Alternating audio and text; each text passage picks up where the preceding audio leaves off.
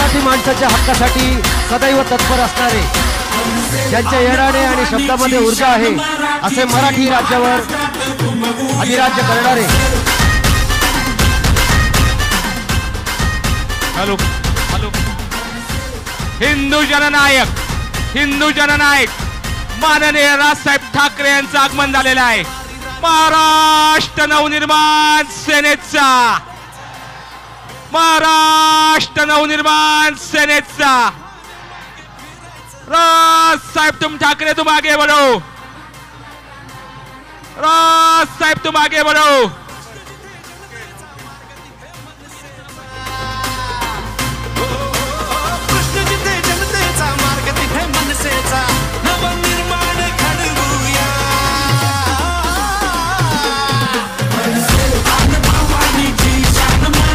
महाराष्ट्र नवनिर्माण सेनेचा राजसाहेब ठाकरे तुम आगे बढ़ो. हिंदू जननायक माननीय राजसाहेब ठाकरेंचा,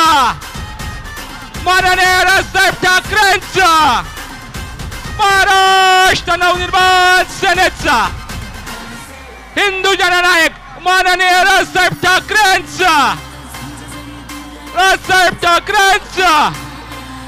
राजसाहेब तुम आगे बढ़ो. महाराष्ट्र नवनिर्माण सेनेचा हिंदू जननायक माननीय राजसाहेब ठाकरेंचा.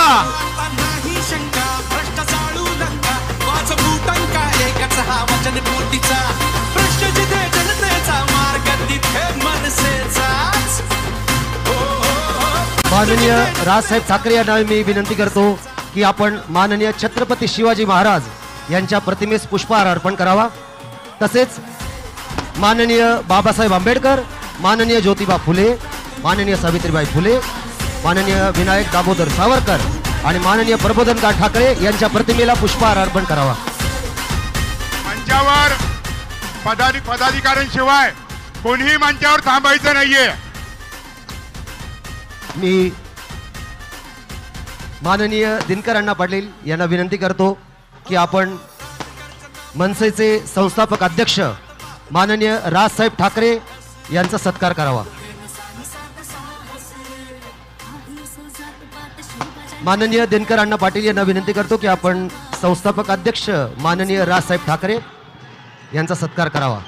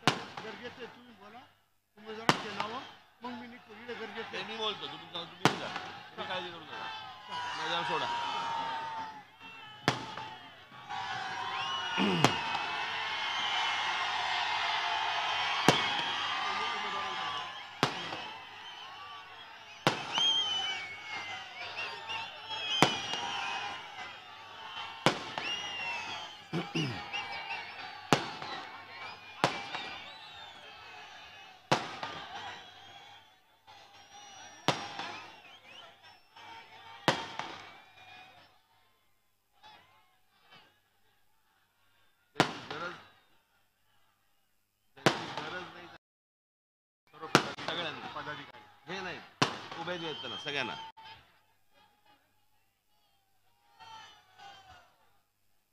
जमलेल्या माझ्या सर्व हिंदू बांधवांनो,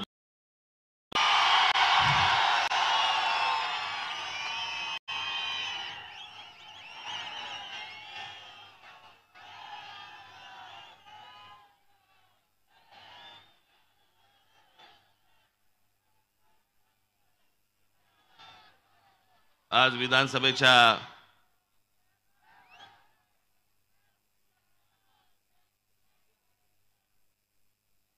निवडणुकांचा शेवट परवा दिवशी 5 वाजता सगळा प्रचार थांबणार.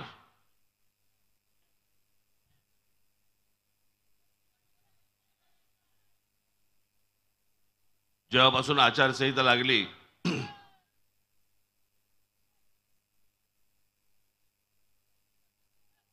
तेव्हापासून महाराष्ट्रामध्ये अनेक ठिकाणी मी सभा घेतोय, महाराष्ट्राशी बोलतोय.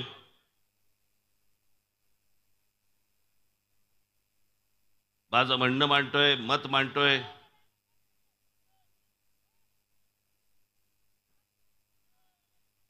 आणि माझी बहुतेक भाषणं मला असं वाटतं की तुम्ही टेलिव्हिजनवरती नाही तर युट्यूबवरती नाही तर मोबाईलवरती कुठेतरी सगळीकडे पाहिले असतील.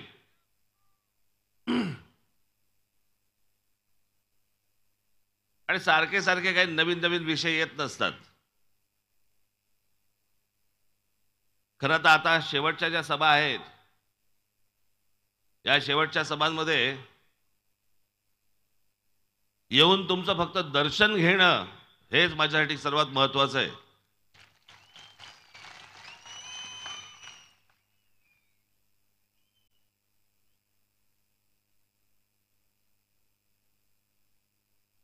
असे कमी मतदारसंघ आहेत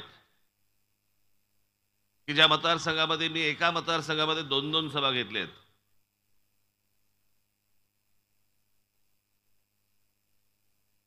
त्यातला हा एक मतदारसंघ आहे आमच्या दिनकर रावांचा.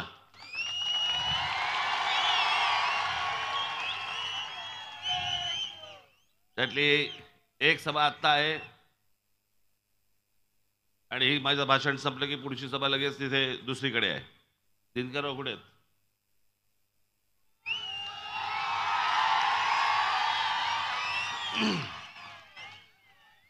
मी आत्ता दिनकररावांना सांगितलं, म्हटलं तुम्ही पुढच्या सभेला जा आणि तिकडे भाषणं सुरू करा. म्हणून मी तुमची परवानगी मागतोय की त्यांना पुढे जाण्यासाठी आपण सर्वांनी परवानगी द्यावी. धन्यवाद. तुमचं बोलणं झालंय ना?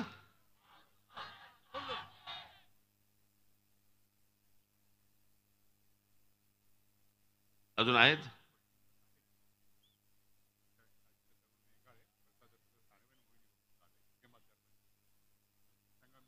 नाशिक देवळाली मोहिनी जाधव, नाशिक पूर्व प्रसाद सानप आणि नाशिक इगतपुरी त्र्यंबकेश्वर काशीनाथ बेंगाळ. तुमची भाषणं झाली आहेत? तुम्ही तिघे आता पुढच्या सभेला जा, मी येतो. तिथेही लोक थांबली असतील ना? महाराष्ट्राचे अनेक विषय असे आहेत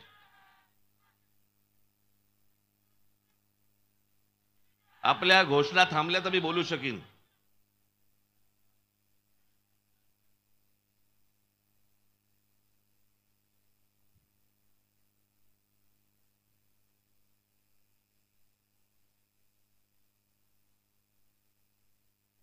मला फक्त आपल्याला कल्पना द्यायची आहे, जाणीव करून द्यायची, आणि आपण कुठेही गाफील न राहता न विसरता गेल्या 5 वर्षामध्ये जे महाराष्ट्राचं राजकारण झालं हे 20 तारखेला मतदान होईपर्यंत विसरू नका.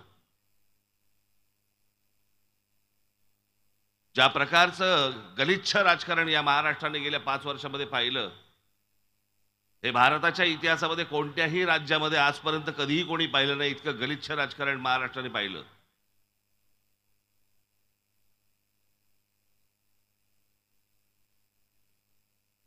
याची सुरुवात 2019 पासूनच्या निवडणुकीपासून त्याचा निकाल लागला तेव्हापासून या सगळ्या गोष्टी सुरू झाल्या. मी आज फक्त तुमच्या समोर काही फरक सांगण्यासाठी इथे उभा आहे की मी कशा प्रकारचा विचार करतो आणि बाकीचे लोक कशा प्रकारचा विचार करतात.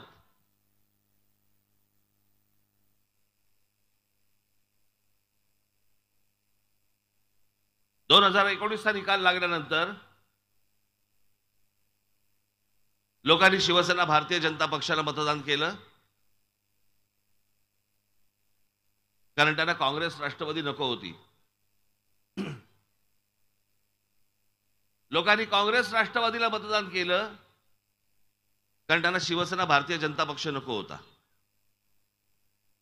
अगदी सरळ होतं. निकाल लागल्यानंतर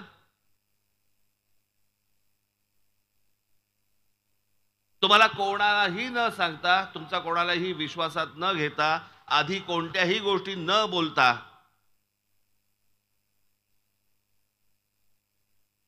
उद्धव ठाकरेंनी सुरू केलं की मला माझ्या गळ्यात मुख्यमंत्री पदाची माळ 2.5 वर्षाची घाला.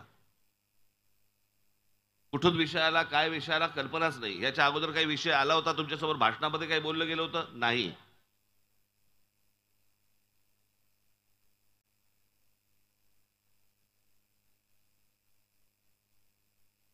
पण ज्यावेळेला त्यांच्या लक्षात आलं की माझ्याशिवाय सत्ता बसू शकत नाही भाजपची, त्यावेळेला पिळायला सुरुवात झाली. ज्यामध्ये महाराष्ट्राचं हित असतं तरी मी समजू शकलो असतो. पण करायचं काय होतं? फक्त माझ्या गळ्यात मुख्यमंत्री पदाची माळ घाला. फक्त स्वार्थाचा विचार.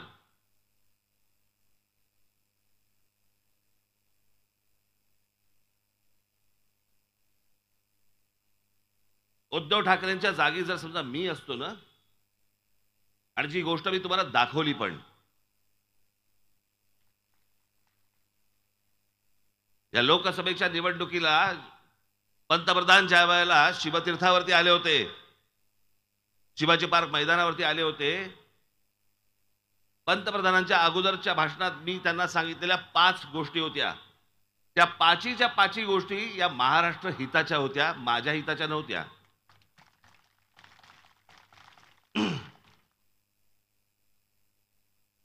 मी त्याला पंतप्रधानांना सांगितलं होतं की गेली अनेक वर्ष आमचा जो एक प्रश्न प्रलंबित राहिलेला आहे या महाराष्ट्राच्या अस्मितेचा, आमच्या भाषेच्या अस्मितेचा, आणि तो म्हणजे आमच्या मराठी भाषेला आपण अभिजात भाषेचा दर्जा द्यावा, एवढी माझी आपल्याला विनंती आहे. आणि मी आज परत एकदा पंतप्रधानांचे आभार मानतो की आमच्या मराठी भाषेला अभिजात भाषेचा दर्जा त्यांनी मिळवून दिला. इतकी जुनी भाषा आमची. मला तर कधी कधी खोटं नाही सांगत, माझा कधी कधी ऊर भरून येतं.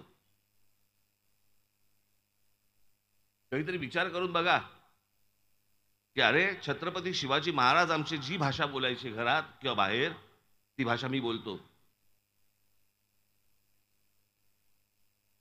आमचे ज्ञानेश्वर माऊली जी भाषा बोलायचे ती भाषा मी बोलतो. आमचे संत तुकाराम महाराज जी भाषा बोलायची ती मराठी भाषा मी बोलतो. या महाराष्ट्रात माझा जन्म झाला. डॉक्टर बाबासाहेब आंबेडकर जी भाषा बोलायचे त्या मराठी भाषेमध्ये मी बोलतो. आमचे ज्योतिराव फुले जी मराठी भाषा बोलायचे त्या भाषेमध्ये मी बोलतो. मी मराठी आहे. अहो, याचा आपल्याला अभिमान असला पाहिजे.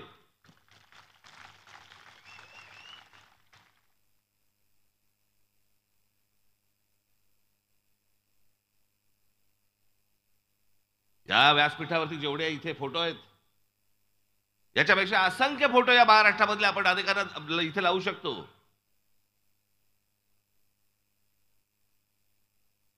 आणि ही जी आपल्याकडे श्रीमंती आहे ना, ही श्रीमंती देशाच्या कोणत्याही राज्याकडे नाहीये. ती श्रीमंती फक्त आपल्याकडे आहे.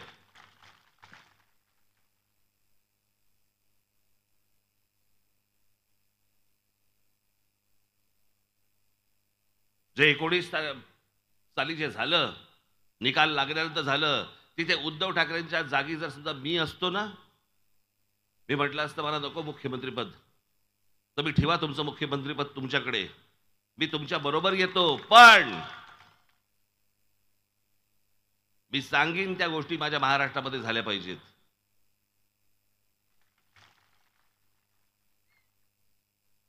त्यातले अनेक विषय असतील. मी आज आपला जाहीरनामा मी आपला प्रसिद्ध कालच केलेला आहे, त्याच्यामध्ये अनेक विषय आहेतच. त्या अनेक विषयांपैकी मी एक विषय सांगितला असता की खड्डे न पडणारा, कोणतेही अडथळे न येणारा असा मुंबई नाशिक जो रस्ता आहे, हा मला पहिल्यांदा तुम्ही करून द्या.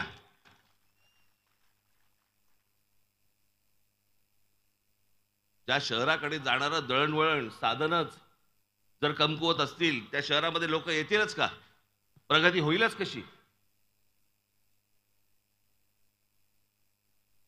आज पुणे जिल्ह्यामध्ये इथे इतक्या इतक्या इंडस्ट्रीज आल्या, इतके उद्योग आले.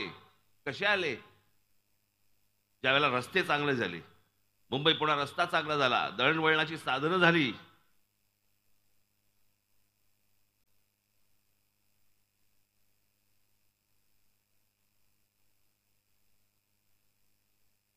या नाशिक पश्चिमच्या मतदारसंघाला खरं तर नाशिकची औद्योगिक नगरी म्हणतात याला. या मतदारसंघाला इतके उद्योग आहेत, त्यातले अनेकशे 500 जवळपास बंद झाले, अनेक लोक बेरोजगार झाले, अनेक उद्योग येऊ इच्छितात पण त्यांना ज्या प्रकारच्या गोष्टी पाहिजेत सभोवताली त्या मिळत नाहीयेत. राजकीय अडथळे सगळे सुरू होतात. तुमच्यापैकी अनेक अनेक जे तरुण आहे इथे माझ्यासमोर बसलेले आहेत, तरुणी आहेत, अनेकांना माहिती पण नसेल. ही गोष्ट आहे साधारणपणे 97-98 सालची. महिंद्रा कंपनी इकडे होती, पण महिंद्रा कंपनीचं एक्सपान्शन, त्यांना तो उद्योग वाढवायचा होता, त्याच्यासाठी म्हणून त्यांना, तुम्हाला आठवत असेल, स्कॉर्पिओ नावाची गाडी त्यांनी काढली आणि सगळ्या गोष्टींना कंटाळले होते आनंद महिंद्रा. ज्याला सरकारी हस्तक्षेप, सरकारी त्रास, सरकारी अडचणी ज्याला म्हणतो आपण, कंटाळले. माझे मित्र आहेत ते. आणि एके दिवशी माझ्या कानावरती आलं की आनंद महिंद्रा ही इंडस्ट्री घेऊन चेन्नईला चालले. ते म्हणाले की मला इन्व्हेस्टमेंट नाही करायची, नाशिकमध्ये मला नाही यायचं, मला तिथे चेन्नईमध्ये, तामिळनाडूमध्ये मला चांगल्या सुखसोयी मिळत आहेत, तिथे मी तामिळनाडूमध्ये जातो. मला कळल्यावरती मी आनंद महिंद्राला भेटलो. त्याच्यामध्ये काही इथले नाशिकमधले पण लोक होते. मी आनंद महिंद्राला भेटल्यावरती मी त्यांची अडचण समजून घेतली. म्हटलं काय प्रॉब्लेम आहे तुमचा? कारण मला एक गोष्ट माहिती होती की ज्या वेळेला आनंद महिंद्रा इथे येतील, काय रे काय झालं रे तिथे,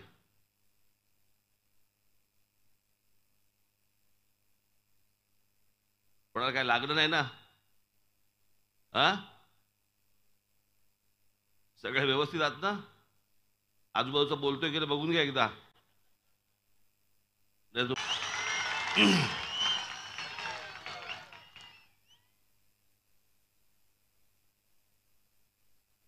मी काय नाशिकचा नागरिक होतो का? पण मी महाराष्ट्राचा नागरिक होतो. माझ्यासाठी सगळी शहरं माझ्यासाठी महत्वाची आहेत. माझ्या महाराष्ट्रामधल्या प्रत्येक तालुक्यामध्ये, प्रत्येक जिल्ह्यामध्ये उद्योग आले पाहिजेत. माझ्या महाराष्ट्रामधल्या प्रत्येक तरुणाला, तरुणीला जिथे राहतोय तिथे रोजगार मिळाला पाहिजे.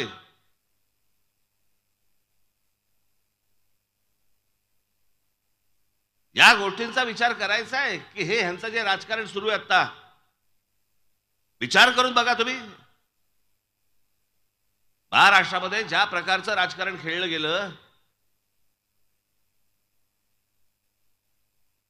तुमचा विचारच नाही. तुम्ही मतदार म्हणून तुमचा विचारच नाही. तुम्ही मतदान करून मोकळे झालात ना, गेट आउट. आता आम्ही आमचं काय ते बघणार.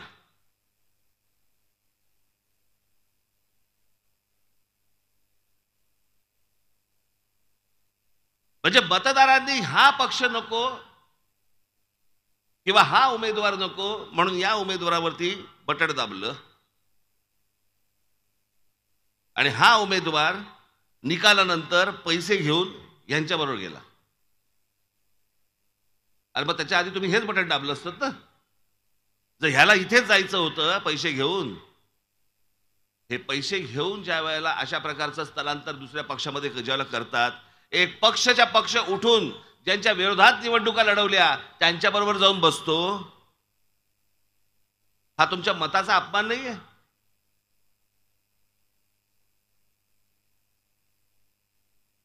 कोणते विचार चालू त्यांच्या मनामध्ये? कोणतेच विचार येत नाहीत.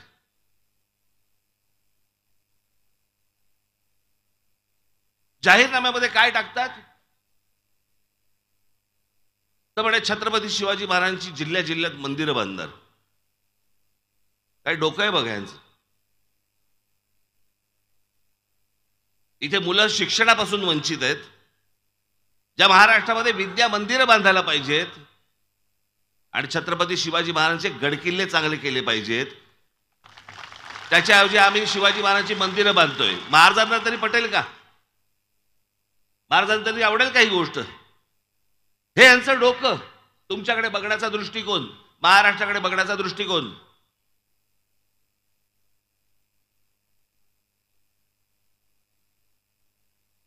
या उलट आपण ज्या गोष्टी सांगतो आहोत, आता जसं मुंबईमध्ये डॉक्टर बाबासाहेब आंबेडकरांचं स्मारक उभं राहिलं, मी तेव्हा पण सांगत होतो, 2014 साली पण तेच सांगत होतो, माझं आजही सांगणं तेच आहे. आता ते स्मारक झालं, पण जर या महाराष्ट्राची सत्ता माझ्या हातामध्ये जर आली, डॉक्टर बाबासाहेब आंबेडकरांच्या नावाने मी जगातलं सगळ्यात मोठं वाचनालय हे महाराष्ट्रामध्ये काढेन. जगभरामधनं लोक ज्ञानासाठी म्हणे तिकडे आले पाहिजेत, वाचनासाठी तिकडे आले पाहिजेत, ज्ञान मिळवायला आले पाहिजेत. ही खऱ्या अर्थाने आमच्या डॉक्टर बाबासाहेब आंबेडकरांना श्रद्धांजली असेल.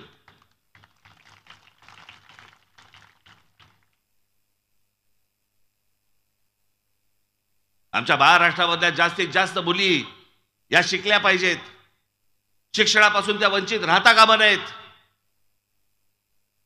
जितक्या म्हणून आपल्याला मुलींच्या शाळा काढता येतील, त्यांना शिकवता येईल, ते आपण शिकवलं पाहिजे. ते जर शिकवलं तरच आमच्या ज्योतिबा फुलेंना आपण श्रद्धांजली वाहू शकतो. नाही तर कशासाठी त्यांच्या फोटो लावायचे हो?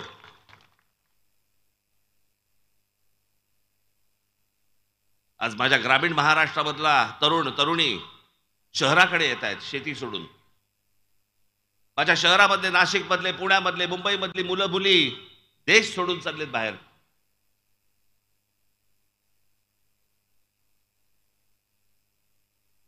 हे काही चांगलं वातावरण नाहीये. पण ते का देश सोडून जात आहेत, मला असं वाटतं याचा विचार करणं गरजेचं आहे. कानावरती सतत अभद्र बातम्या, सतत अभद्र बातम्या. वर्तमानपत्र उघडले की आम्ही बघणार काय? आज या जिल्ह्यामध्ये आमच्या एका शेतकऱ्याने आत्महत्या केली. आज हजारो शेतकऱ्यांनी आत्महत्या केल्या महाराष्ट्रामध्ये. काय त्याच्यावरती कोणता राजकीय पक्ष काय बोलतोय? त्याच्यावरती कोणत्या प्रश्नाची उत्तरं काढली आहेत?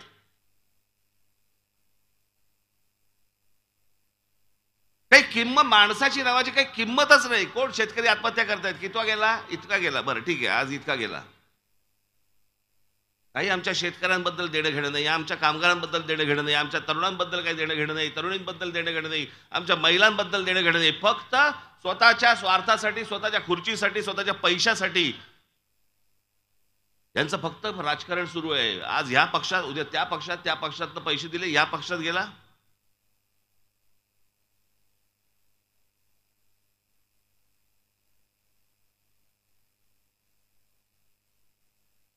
हे सगळं राजकारण, ह्या निवडणुका. बस रे खाली बस. काय स्टॅच्यू ऑफ लिबर्टी आहेस काय? बस खाली ठेवते, आता नंतर करते उद्योग.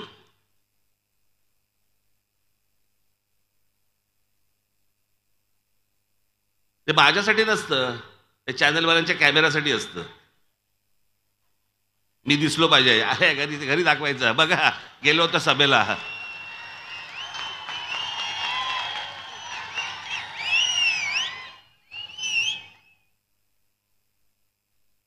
साधी गोष्ट, तर एवढा लांबून काय वाचू शकतो का मी?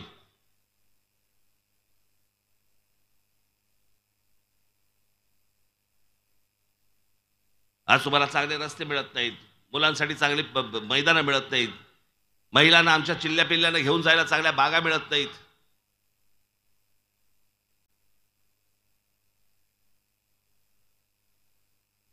रस्त्याने गाडी चालवायला ट्रॅफिक जाम, फुटपाथने काही नाही, सगळे फेरीवाले बसले आहेत. बाकी या सगळ्या तुमचे ज्या व्यथा आहेत ना, या ज्या सगळ्या तुमचे जे त्रास आहेत ना, या त्रासाकडे तुमचं लक्ष जाऊ नये याच्यासाठी म्हणून या राजकारण्यांनी एक उपाय शोधलाय. मी काय बोलतोय हे गांभीर्याने नीट विचार करा, घरी गेल्यानंतर पण विचार करा या गोष्टींचा. हे जी शहरं सगळी बकाल झालेली आहेत ना, ज्याच्यात तुम्हाला चालताना त्रास होतो, राहताना त्रास होतो, पाण्याचे प्रश्न, विजेचे प्रश्न, सगळ्याच गोष्टींचे जे प्रश्न आहेत, जे प्रश्नांची उत्तरं सापडत नाहीत आणि ते प्रश्न सोडवले जात नाहीत, पण त्या गोष्टींकडे तुमचं लक्षच जाऊ नये. या सगळ्या राजकारणाने व्यवस्थित सोय करून ठेवली आहे ती. आणि आमच्याकडच्या महाराष्ट्रामधले अनेक लोक त्या सगळ्या गोष्टींना ती जी भुरळ घातलेली आहे त्याला बळी पडतायत. आणि ती गोष्ट म्हणजे जाती जातीमध्ये द्वेष निर्माण करणं. महाराष्ट्रामध्ये आजपर्यंत काही जाती पाहिल्या नव्हत्या काय? प्रत्येकाला आपापली जात प्रिय असते, प्रत्येकाला आपापल्या जातीवरती प्रेम असेल. पण 1999 साली शरद पवारांच्या राष्ट्रवादी काँग्रेसचा जन्म झाल्यानंतर या महाराष्ट्रामध्ये जाती जातीचं स्वतःबद्दलचं प्रेम सोडून द्या, दुसऱ्या जातीबद्दलचा द्वेष निर्माण करायला सुरुवात केली.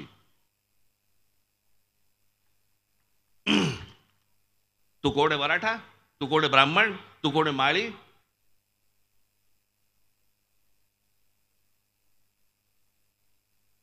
मग आता परत सुरू केलं मराठा विरुद्ध सगळे ओबीसी. हे तुमच्यात नाही भांडण वाद, ह्याला तुमचा उत्कर्ष नाही करायचा आहे. हे फक्त तुमच्याकडनं मतं घेतायत, मतं. यांना तुम्हाला काही द्यायचं नाहीये मोबदल्यात. डोकी फुटली तुमची, फुटू देत. फुटलेल्या डोक्याने मतदानाच्या दिवशी या, मतदान करा आम्हाला, दुसऱ्या दिवशी मेलात तरी चालेल.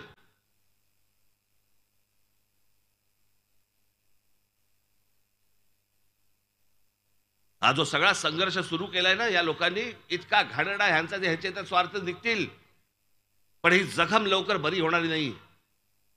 माझी तुम्हाला सगळ्यांना हात जोडून विनंती आहे, तुम्ही एक महाराष्ट्र म्हणून एक राहायला पाहिजेत. या लोकांच्या नादी लागू नका. माझ्यासाठी जशी माळी ही जात जशी प्रिय आहे, तशी मराठा माझ्यासाठी प्रिय आहे, तशीच ब्राह्मण प्रिय आहे, तशीच माझी आगरी प्रिय आहे, माझी सगळ्या जाती माझ्यासाठी प्रिय आहेत. एकमेकांमध्ये मतभेद निर्माण करणं आणि द्वेष निर्माण करणं माझ्या मनात पण कधी येत नाही. ह्या लोकांच्या येतं कसं मनात? आणि ह्याच राष्ट्रवादी काँग्रेसच्या जन्मानंतर ह्या सगळ्या गोष्टी सुरू केल्या.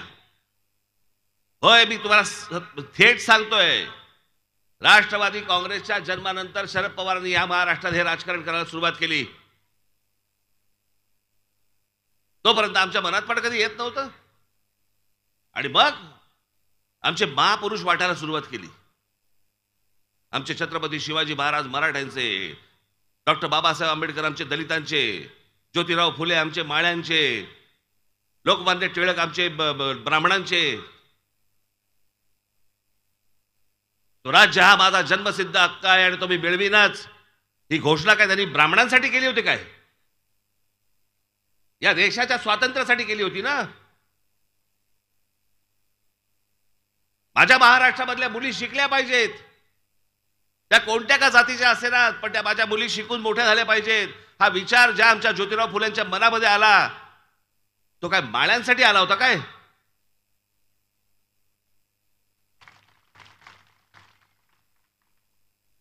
अठरा पगड जातीला एकत्र घेऊन स्वराज्याची स्थापना करणारे आमचे शिवछत्रपती, त्यांनी हा महाराष्ट्र मराठ्यांचा व्हावा किंवा मराठ्यांसाठीचा लढा आहे असं केलं होतं का? हे घाण राजकारण गेल्या 25-30 वर्षामध्ये या शरद पवार साहेबांनी इथे महाराष्ट्रामध्ये आणलं. आजही तेच चालू आहे यांचं. तुम्ही बळी पडू नका या गोष्टीला. मी माझ्या 2-4 सभांमधनं सांगितलंय, पुन्हा एकदा सांगतो. याचं कारण तो स्क्रू जो आहे ना, तो तुमच्या फिट झाला पाहिजे आतमध्ये.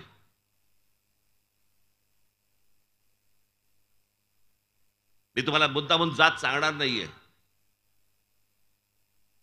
पण मराठवाड्यामधली गोष्ट तुम्हाला सांगतोय. ज्या प्रकारची गोष्ट मराठवाड्यामध्ये सुरू आहे, अत्यंत दुर्दैवी, अत्यंत दुर्दैवी. एका समाजामधली एक व्यक्तीचं निधन झालं, त्या घरामध्ये फक्त 3 माणसं होती. त्या व्यक्तीला तिरडीवरून उचलून न्यायला 4था खांदा नव्हता. बाहेरची लोक होती ती वेगळ्या समाजाची होती. एरवी इतकी वर्ष खेळीमेळीने राहणारी सर्व लोक तिथे तिरडीला खांदा द्यायला तयार नव्हती. कारण ज्याच्या घरातला जो गेलाय तो वेगळ्या समाजातला आहे, आम्ही वेगळ्या समाजातले आहोत, आम्ही वेगळ्या जातीचे आहोत. मग 6 तास ते थांबले, त्यांचे नातेवाईक आले आणि नातेवाईक आल्यानंतर मग तो 4था खांदा मिळाला. मग ती तिरडी उठली आणि मग स्मशानामध्ये गेले. हा महाराष्ट्र आपल्याला पाहिजे? ही घाण आपल्याला पाहिजे महाराष्ट्रामध्ये? अहो याच्याबद्दल तर आम्ही बोलत होतो. उत्तर प्रदेश आणि बिहार आणि या सगळ्या राज्यांमध्ये या सगळ्या प्रकारच्या गोष्टी या जातीवर होतात. महाराष्ट्राचा उत्तर प्रदेश बिहार करायचा आम्हाला?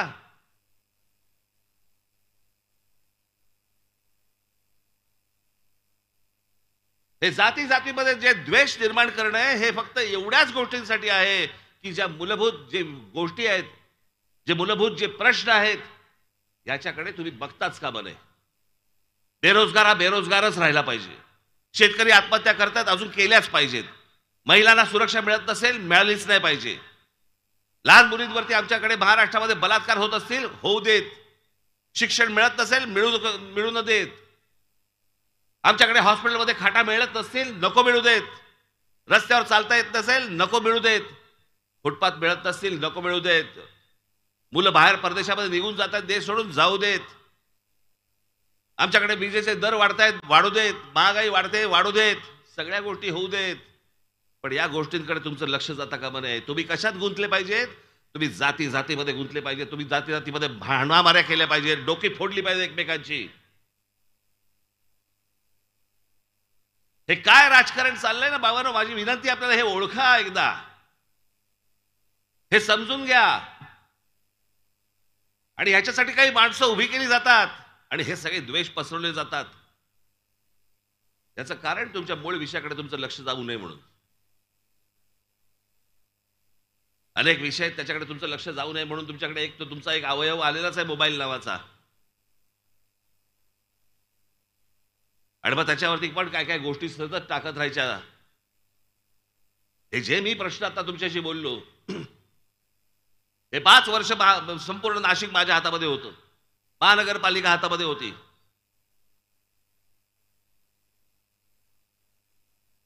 मला दाखवून द्या, महाराष्ट्रात जा आणि मला दाखवून द्या की एका पक्षाकडे ही महानगरपालिका फक्त 5 वर्षासाठी होती. गंगापूर धरणामधनं येणाऱ्या पाण्यामधनं ज्या प्रकारे नाशिकची लोकसंख्या वाढते, गंगापूर धरणामधनं येणाऱ्या पाण्यातनं याच्या पुढे तुम्हाला पाणी कमीच पडणार होतं. इथे आपलं सरकार असताना, महानगरपालिका आपल्या हातामध्ये असताना आपण इकडच्या जवळच्या धरणामधनं पाईपलाईन टाकली आणि तुमचा नाशिककरांचा मी पुढच्या 50-60 वर्षाचा पाण्याचा प्रश्न करून टाकला. तुम्हाला कधी येणार पण नाही अडचण. तुम्हाला पाण्याची अडचण येणारच नाही पुढची 50-60 वर्ष. काम करणं ना याला म्हणतात. ज्या प्रकारच्या नाशिकमध्ये आम्ही त्यावेळेला रस्ते केले, हे इथे बोटॅनिकल गार्डन रतन टाटानं आणलं होतं मी. त्यांच्या पैशामधनं हे बोटॅनिकल गार्डन उभं केलं. कोणासाठी केलं? इथे माझ्या माता भगिनी बसल्यात, पुढे मागे आहे सगळीकडे. तुम्ही बसलेला कामावरनं आल्यानंतर जायचं कुठे? मी माझ्या लहान मुलांना कच्च्या बच्चांना घेऊन जायचं कुठे? अशा जागा नकोत का शहरामध्ये? त्याच्यासाठी मी ह्या जागा केल्या. रतन टाटा व्यक्ती होऊन गेली. असे अनेक उद्योगपती आहेत ज्यांचा एक CSR फंड असतो, फंड की त्यांनी सामाजिक गोष्टींवरती ते खर्च केले पाहिजेत. हे कोणी राजकारणी त्यांच्याकडे जात नाहीत. कारण CSR मधनं जर समजा तुम्ही फंड मागितला तर ती कंपनी ते काम करते, त्यात तुम्हाला पैसे खाता येत नाहीत. त्याच्यामुळे या उद्योगपतींकडे कोणी जातच नाही. मी रतन टाटाने इथे आणलं, नाशिकमध्ये आणलं. रतन टाटा माझं पुढचं काम करण्यासाठी मुंबईमधला एक दादरचा आपला चौपाटी ते करायला तयार झाले. जवळपास 14-15 कोटी रुपये त्यांनी या बोटॅनिकल गार्डन वरती घातले. इतके राजकारणी होऊन गेले, इतक्या राजकारण्यांचे इतक्या उद्योगपतींशी संबंध आहेत. शरद पवारांचे तर फक्त त्यांच्याशीच आहेत.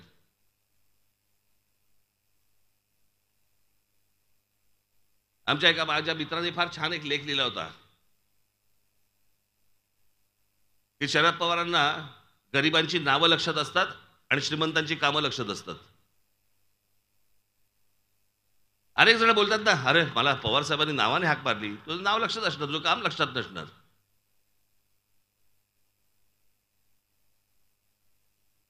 अनेक गोष्टी आम्ही नाशिकमध्ये केल्या, 5 वर्षाच्या आत केल्या.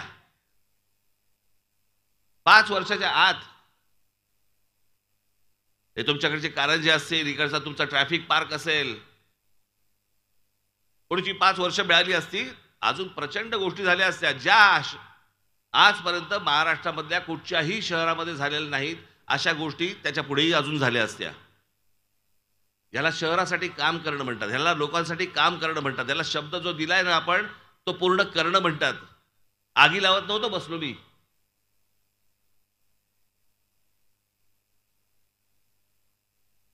आणि आम्ही काय करणार? आम्हाला समुद्रामध्ये छत्रपती शिवाजी महाराजांचा म्हणे पुतळा उभा करायचा आहे. कसा उभा करणार?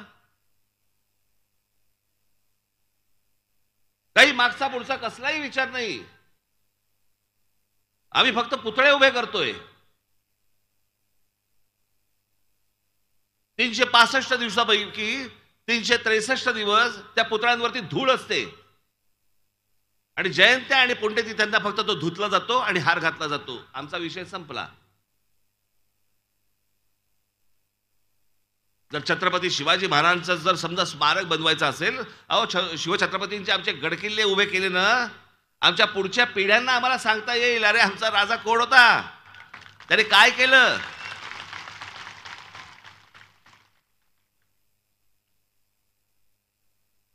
या देशाला विचार दिला त्या माणसाने. स्वराज्य, स्वतःचं राज्य.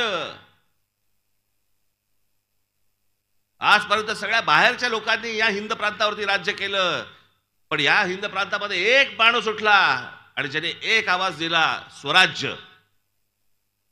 इथे राज्य कोण करणार असेल तर आम्ही राज्य करू, तुम्ही नाही करायचं राज्य. हा ज्या माणसाने आम्हाला तो स्वाभिमानी कणा दिला, त्याच्याबद्दल आम्ही काय करतोय? आम्हाला त्यांची मंदिरं बांधायची आहेत, आम्हाला त्यांचे पुतळे बांधायचे आहेत. त्यांचा विचार कसा कायम राहील याच्याबद्दल आमच्याकडे काही गोष्ट होत नाही. आमच्या डॉक्टर बाबासाहेब आंबेडकरांनी काय विचार दिले आम्हाला काही देणं घेणं नाही. आम्ही फक्त जयंती आणि पुण्यतिथ्यांना फक्त विचार करू. माझी आपल्याला फक्त विनंती आहे, हा सगळा अख्खा इंडस्ट्रियल झोन आहे, इथे IT पार्क आलं पाहिजे. तुम्ही माझ्या हातात सत्ता द्या, माझे आमदार निवडून द्या, दिनकररावांना निवडून द्या, या भागात IT पार्क आणीन मी.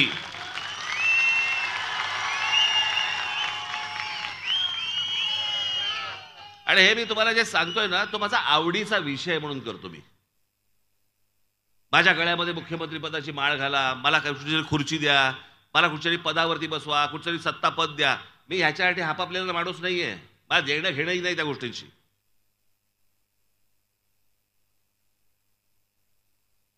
मला असं वाटतं की माझं राज्य मोठं झालं पाहिजे, माझं राज्य चांगलं झालं पाहिजे. माझे बांधव, माझ्या भगिनी, त्या चिल्ले पिल्ले सगळेजण, त्यांना घरातनं बाहेर पडल्यावरती एक समाधान वाटलं पाहिजे की अरे मी नाशिकमध्ये राहतोय, माझ्या उत्तम शहरामध्ये राहतोय. मी कालच सांगितलं ना, आमच्या देशात शोध पण लागत नाहीत. कसे लागतील? सतत गोंगाट. आमचे मूलभूत प्रश्नच आमचे सुटलेले नाहीत अजून. जिथे मूलभूत प्रश्न सुटलेले असतात ना, अन्न वस्त्र निवाऱ्याचे प्रश्न सुटलेले असतात ना, तिथे शोध लागतात. आमच्याकडचा Guinness book of world record मधला माणूस कोण? ज्याची सर्वाधिक नखं वाढली आहेत. दुसरा माणूस कोण? ज्याच्या मिशा वाढल्या आहेत. लहानपणापासून नाही कापले तर वाढतातच, त्याला अक्कल नाही लागत. हे आमच्या गिनीज बुकातली माणसं. आणि त्याच गिनीज बुकच्या पुस्तकामध्ये जाऊन बघा जरा कशा प्रकारचे शोध लागले जगभरामध्ये. आमच्या देशात काय नाही लागत? आमच्या तरुणांमध्ये काय कमी आहे? आमच्या तरुणींमध्ये काय कमतरता आहे? पण त्या प्रकारची शांतता, त्या प्रकारचे त्यांचे जे रोजचे जे प्रश्न आहेत ते मिटून पुढे गेल्यावरती शोध लागतात अनेक गोष्टींचे. असा महाराष्ट्र महाराष्ट्राचं स्वप्न मी पाहतोय. ते स्वप्न पूर्ण करण्यासाठी म्हणून मला तुमची साथ हवी आहे. त्याच्यासाठी म्हणून मी आज ही भाषण देतो आणि तुमच्या समोर येतोय. आणि म्हणून हे गेले इतके वर्ष ते काय मध्ये ओरडत आहेत? ते मध्येच ओरडत आहेत. काय राजसाहेब आगे बढो. पडतो आता पडीन. मी उलटा फिरलो गाडीकडे जाताना एकदा परत घोषणा द्या म्हणजे मी व्यवस्थित जाईन. बसा बसा शांत बसा आपण. म्हणून येत्या 20 तारखेला आपण गेल्या 5 वर्षामध्ये ज्या घटना घडल्या गोष्टी घडल्या जे तुम्हाला फसवलं गेलं जो तुमच्या मताचा अपमान झाला त्याचा बदला तुम्हाला या महाराष्ट्राला येत्या 20 तारखेला घ्यावा लागेल. जर 30-30 माणसं ज्यांनी तुमच्या मतांचा अपमान केला ज्यांनी तुमच्या मतांशी प्रतारणा केली ज्यांनी तुम्हाला गृहीत धरलं ज्यांनी तुमचा विचारच नाही केला अशीच लोक जर समजा महाराष्ट्रात परत परत निवडून येत गेली या महाराष्ट्राचं वाटोळं झालंच म्हणून तुम्ही समजा. कारण ज्यांनी हे असं केलं त्यांचा जर समज झाला की आपल्याला परत मतदान झालंय आपल्याला परत निवडून दिलंय म्हणजे आपण जे केलंय महाराष्ट्राबरोबर ते योग्य केलंय असा त्यांचा समज होईल. ज्यांनी ज्यांनी या गोष्टी केलेल्या आहेत त्या सर्व लोकांना महाराष्ट्राने दूर ठेवलं पाहिजे. काय हे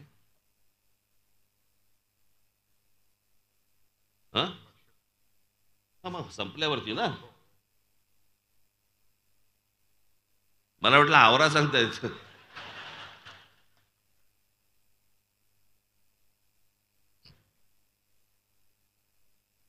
पक्ष प्रवेश असो पण मला तुम्हाला एवढंच सांगायचं आहे येत्या 20 तारखेला इथले आपले उमेदवार तर सगळे उभेच आहेत पण माझी महाराष्ट्रातल्या जनतेला काय झालं हे 14-15 दिवस मिळाले प्रचाराला आणि इतक्या मतदारसंघामध्ये जाणं शक्यच नाही अशक्य. आणि म्हणून मी महाराष्ट्राची दिलगिरी व्यक्त करतो की अनेक मतदारसंघामध्ये मला येता नाही आलं. कालच्या पण मी सभेला गेलो होतो मी भिवंडी ग्रामीणच्या आणि आमच्या कल्याण पश्चिमच्या तिकडे जरा थोडंसं मला तब्येत बरी नव्हती नंतर मग मी गोळी बिळी घेतली जरा नॉर्मलला आलो सगळं झालं. सकाळपासून संध्याकाळपर्यंत पकपाक पकपाक पप्पा या निवडणुकामध्ये तुम्हाला सांगतो ना इतक्या कंटाळवाण्या असं काहीतरी भाषण करायला मजा येते हो. हे सकाळी उठायचं आपलं तेच बोलायचं दुपारी उठायचं तेच बोलायचं संध्याकाळी उठायचं तेच बोलायचं असो. पण ह्या सगळ्या गोष्टी सगळ्या करत असताना मी अनेक ठिकाणी मला महाराष्ट्रामधल्या अनेक मतदारसंघामध्ये येता नाही आलं. मी महाराष्ट्रातल्या त्या मतदारसंघामधल्या सर्व माझ्या माता भगिनींची बांधवांची मी दिलगिरी व्यक्त करतो. आपण हे सगळं जे जे उमेदवार माझे उभे आहेत त्यांना आपण निवडून द्या. आपल्याला भेटण्यासाठी मी प्रत्येक मतदारसंघात येईन हे माझं महाराष्ट्राला वचन आहे माझा शब्द आहे. पण येत्या 20 तारखेला आपण कुठेही बेसावध न राहता गांभीर्याने आपल्या रेल्वे इंजिन या निशाणीवरती आपण माझ्या सर्व उमेदवारांना ते रेल्वे इंजिनच्या निशाणीवरती बटण दाबून सर्वांना आपण प्रचंड प्रचंड प्रचंड मताने आपण विजयी करावं असं एक आवाहन करतो आणि तुर्तास आपली सर्वांची मी रजा घेतो. धन्यवाद. जय हिंद जय महाराष्ट्र.